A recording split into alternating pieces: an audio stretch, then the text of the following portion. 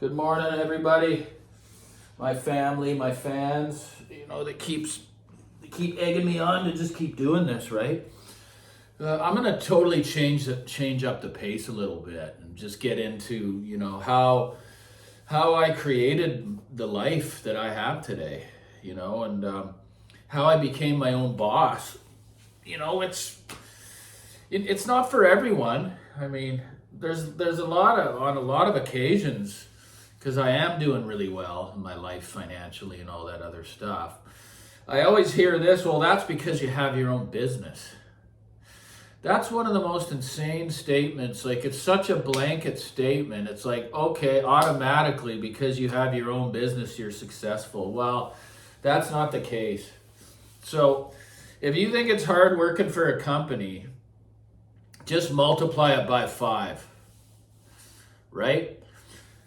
The key is simplicity on how I've operated the business. Well, let's go back, right? Having no education due to some tragedy that occurred in my life at a very young age, right? Losing my dad at 13 in a devastating fashion.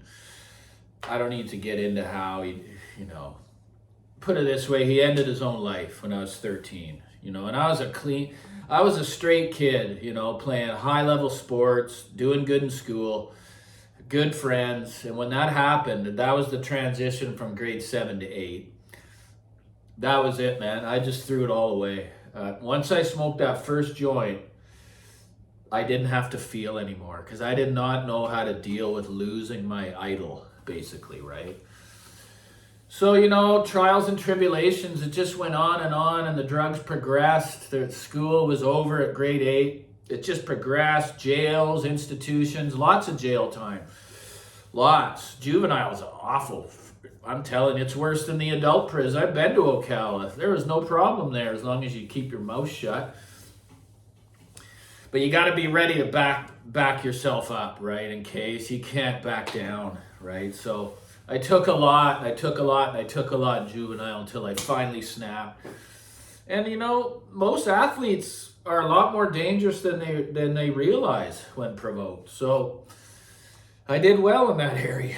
And so all I ever knew how to do in life, because school ended so early, I've always had that passion ingrained in me, and that's got to come from the family. I've always been a passionate individual. So the only thing I was really good at was working physically hard and labor, right? So I tried lots of different jobs, and when I first got, just labor jobs here and there, but I was never able to stay sober long enough to keep the job. So when I got clean and sober seriously for the very first time, I was quite young. Didn't quite know what addiction really even was, or if I was done in my soul, like thinking I could smoke pot safely again or any of that stuff. So in 96, I got clean and I got a job at a landscaping company, and I actually got my driver's license for the first time. And wow, what an exciting thing that was to get, that's huge. But yeah, so I worked for that company for years. I kind of learned the craft. I learned the machinery, and I realized, you know what, I like this. This is really simple. I mean, you don't really have any overhead, because all the tools nowadays, the combo system, they can come apart and go behind the seat. And I just had all these thoughts, right? So after only a short amount of time, I started putting ads in the paper, and I was getting calls, right? So in 1996, not soon after, I just went on my own and started to, because I was still living in a recovery-based area where the rent wasn't too high, so I was able to accumulate money and slowly build clientele, right? But after 4 years, man, because I didn't respect the disease of addiction, I crashed. And I just lost it all. That's just what I do, man. I go until there's nothing left, right? So basically, and then it was just on and off of sobriety until finally in 2005, where I completely surrendered 100%. I haven't looked back since. But I was also working for a landscape company leading into early in recovery, and I decided, you know what, I'm not going to leave the treatment center. I'm going to stay for at least a year and achieve some goals, like buy a brand new truck and pay it off in 1 year. Well, it was 2 years old at the time, the truck. It's still rolling today. Dodge Ram 1500, 4.7 liter Magnum. Absolutely unbelievable reliability. That's the train. That's the money train. It's still running today and looks new. And it's an '03. It looks new, man. We take such great care of everything. So anyway, just started putting ads in the paper. The calls started coming. I had to tell the boss, man, and he knew my whole story because I had I relapsed when I first started working for him, and he was a very caring individual. He understood. He knew what kind of person I was and the heart that I had, right? So I told him, look, man, I got to start showing up to these calls that I'm getting, because I had my own truck and I had a few of my own jewels, and gradually, I had to just surrender to the fact that I'm going to do this thing and break through the fear barrier and just say, you know what, I'm going to do this. And here we stand, 19 years with the business, right? And guess what, guys? It's remained so simple. Part of the thing is I don't have a large, there's no overhead. The truck is the business. I do pay $100 a month to store my not 100 a month, sorry, $15 a month to store my massive 14-foot orchard ladder. The rest of it is all in the truck, guys. It sits at the office in my mom's underground. I live in East Van on the other side. My employee's like a brother of mine. He's been with me for the whole journey. That's why I succeed, because it's a team. It's always stronger when it's a team. And if you want to keep someone good, you pay them well. It's hell, because this job, everyone thinks a lot of people think it's easy to garden 100. Really do it. Get up there and trim those massive hedges and weed for 4 or 5 hours straight. Sorry, guys, it's one of the hardest jobs there is. And I've crab fished, so I know what hard work is. I've had the strong guys, they're all pumped up in the gym. They can't do the hedge. It takes conditioning, weeks to be able to do with the core on the 14-foot ladder, reaching with a huge machine. So anyway, again, guys, the number one thing, passion. And you got to love what you do. It doesn't matter how much money you're making if you detest going to work every day, right? So that's just it's my life in a nutshell, and that's the business. It ends at the end of November. I take 3 months off. I suffer no financial difficulty in my life whatsoever. I remain my own size when it comes to audio, right? I don't get myself, I own what I can afford to own without it affecting anything financially whatsoever, right?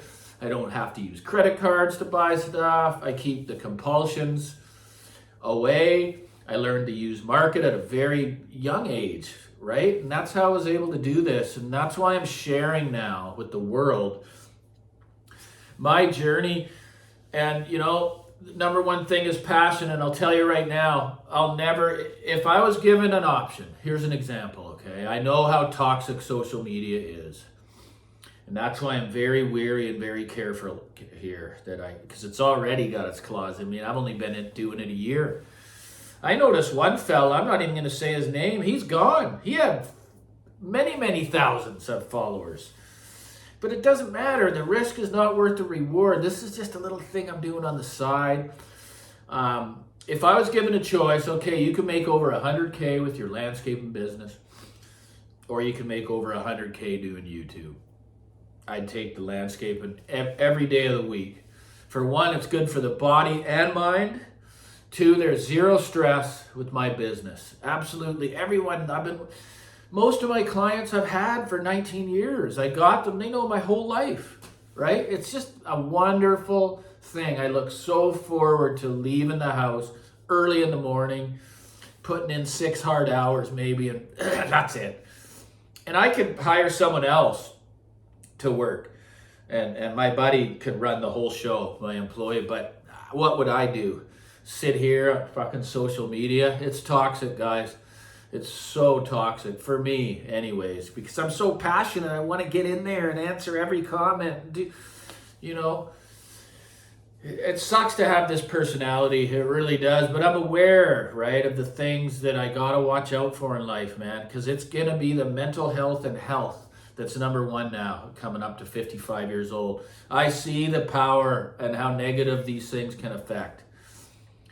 And I'm just speaking the truth here because I'm just getting going on YouTube, and I'm not after all the followers and all the, I'm just here to speak from the heart, and whatever happens, happens.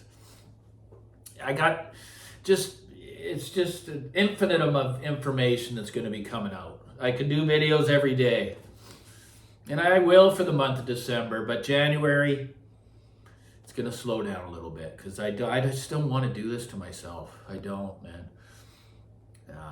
Yeah, so it's kind of the life in a nutshell, and how it's the passion. Like, the customers can feel it when I speak to them. They can see it. They can feel that I'm genuine.